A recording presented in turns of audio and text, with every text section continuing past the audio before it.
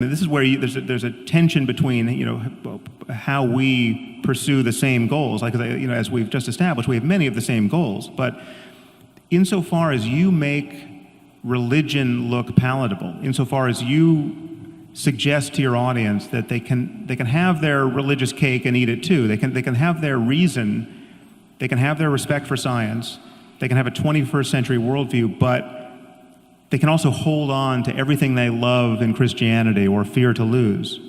And it's undoubtedly mostly Christianity, but whatever, any religion. My concern is that it keeps us shackled to these Iron Age philosophies and these Iron Age conversations where we should be having a 21st century conversation about everything, ethics included. Okay, so...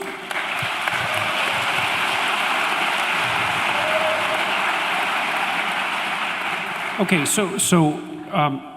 but I want to ask you a little bit about your feeling about... Wait, before you move on, I want to get each of you to clarify something so that we know where we are.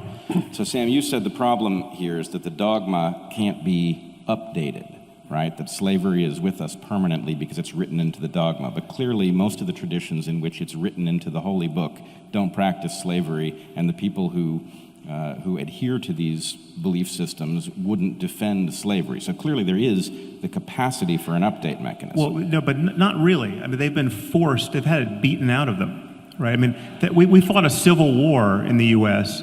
to get rid of slavery. But it was Christians who abolished slavery in England, though. What was that? It was Christians who were at the forefront of the movement to abolish slavery in England. There were Christians on either side of everything. I mean, there's no one else to do the job. Right, but that's the update mechanism. Wait a second.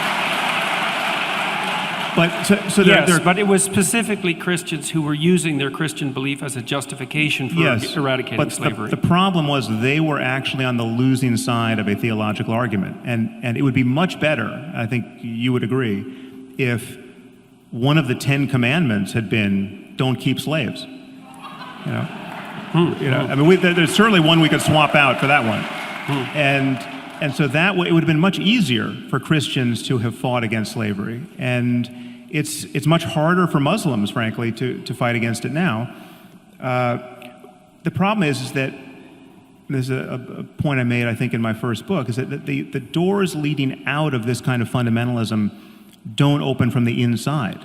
They get bashed open from the outside. And it's humanism and it's secularism and it's scientific rationality that has exerted such pressure, such winnowing pressure on Christianity, now for multiple centuries, that's why we're not encountering the Christians of the 14th century on a daily basis. I mean, we are essentially encountering Muslims of the 14th century, not only in the Middle East, but in our own societies, in terms of their intuitions about how we should all live, right? I mean, the fact that 0% of UK Muslims think homosexuality is acceptable, right? 0%. I mean, there's almost no question you can come up with where we could poll this society and say, do you think that the a lizard king is living in the Oval Office? You never get a 0% response to any poll question, right?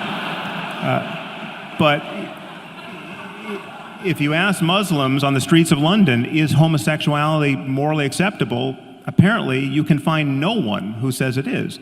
That's shocking, and it's not an accident, right? And it would be much easier if the book actually said, you can love anyone you want, and it's not a problem. It is shocking, but I think there's a reason that you keep finding yourself at Islam, which may be the slowest to update for reasons that may be ancient. But I wanted to... Well, that is a useful... Well, I can do it for Christianity. I want to make the point as cleanly and as undistractedly as possible. But yeah, it's true. I have the same kinds of concerns about Christianity or Mormonism or Scientology or anything else. And the point is they're all different. And there's no reason to be, because Islam, to take the case where it's fine, Islam doesn't represent any impediment to stem cell research, right? Because they just don't think that the fertilized ovum is immediately ensouled. It waits 40 days or 80 days or 120 days, depending on what hadith you believe. So it's just that never came up when we were all complaining about how religion, in this case Orthodox Judaism and Christianity in the States, was posing an impediment to embryonic stem cell research. Okay. Hold on. I wanted to ask you a clarifying question too. Yeah, sure. Same level. Would you agree that there are things written into these religious texts that are unambiguously unacceptable viewed through a modern lens, and not because the texts are so complicated that we have misunderstood something, but there are things that are just written in there that we now understand to be wrong? Okay, so the first thing I would say is that we have to be very careful about equating all the religious texts. And I do actually think that you are careful about that, but that's something we can have a discussion about a little bit later. I agree with you there. So because, for a lot of my life, I would say, more interested in the universal truths expressed in religious belief across different cultures. But I've become more and more aware of the important distinctions between the religious cultures, maybe in the last 10 years. So it isn't clear to me that you can just throw all religious dicta in the same bucket.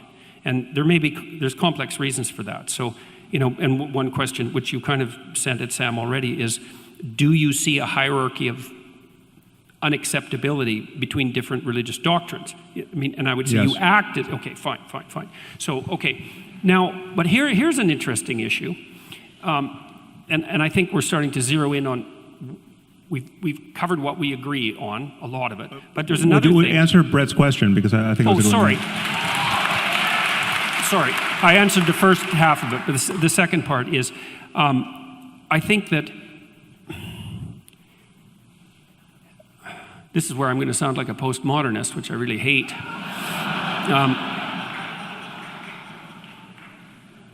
I would say, sentence by sentence, yes, you're correct.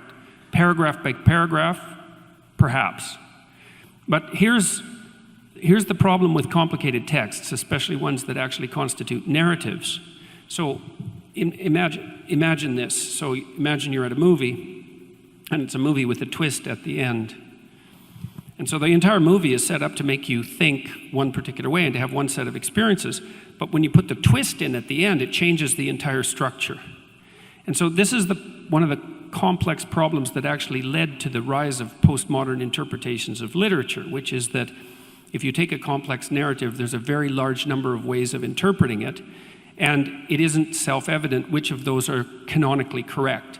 And we can deal with that horrible issue later, but it's a good objection, and it's true. And what it does is it makes these sorts of things quite complicated, because in the Bible is a series of books, and they had influence on one another, and they were sequenced with a very complex editorial process, and there's actually a developmental narrative that links all the chapters together.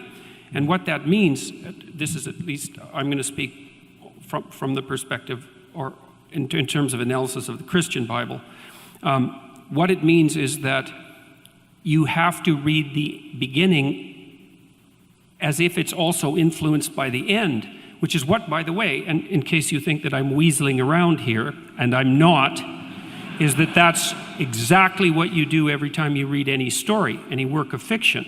You say, well, you're not claiming that the Bible is a work of fiction. It's like, that's just a cheap objection. That's not my point. My point is that it's a narrative. And everything in a narrative is conditioned by all the rest of the things in the narrative. And it's well known, like if you're a screenwriter, for example, there's an old dictum, I don't remember who generated it, was one of the great Russians, that if there's a rifle lying on a table in the first scene, that it better be used by the end of the second scene, or it shouldn't have been there at all. So there's this coherence. I'm looking for the rifle in your answer to this question, though, yeah, because I want it to be used. My point is that it isn't reasonable to take a single sentence out of a coherent narrative and say that stands on its own, or it's rarely reasonable, because you have to interpret the word in the sentence and the sentence in the paragraph and the paragraph in the chapter and the chapter in the context of the entire book. You have to do that. Now, you could object, and reasonably so, that there are some sentences that are so blatant that you can't use context to paraphrase them, let's say. But I think you also have to give the devil its due. The Christian Bible is a developmental narrative, and the beginning has to be read in light of the end. And is it a fact? Okay, well, So what does that do to Moses' laws of war? This is not a narrative. This is instructions about what to do when you invade a foreign land. If you intend to take over that land, you kill everybody. Right?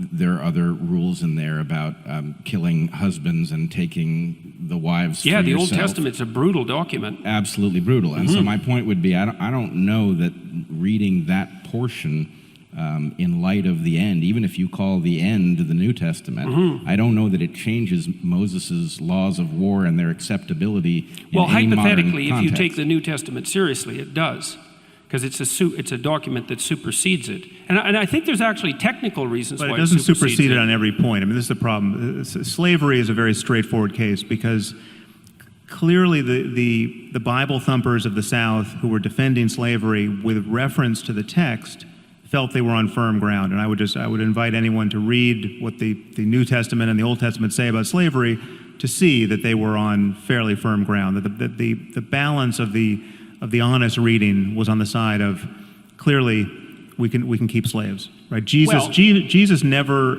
envisioned a world without slavery, and he admonished slaves to serve their masters well and to serve their Christian masters especially well. The English Protestants wouldn't have agreed with that because, like I said, they were at the forefront of the fight against slavery. Okay, so but I think they there was were a clearly range influenced by something outside the text, and this is, again, you're making this harder than it is, and my concern is why. Right? Well, I don't think I am, Sam, because I think that the fundamental message in the New Testament, for example, is that so then you don't acknowledge that the Old Testament. So Jews are in possession of a book that has some diabolical passages that would be better left out. You're not going to offend me. I'm Jewish. It's not like look in the Old Testament itself, in the Jewish Bible. There's also the seeds of the same tension. So, for example, there's a tension, and this should be a tension that's of interest to you because you've stated quite clearly in your book, in the moral landscape, that you don't want to throw the baby out with the bathwater with regards at least to religious phenomenology. You said that, for example, I still consider the world's religions to be mere intellectual ruins maintained at enormous economic and social cost, but now I understood that important psychological truths could be found in the rubble. Well, I'm trying to find the important psychological truths in the rubble.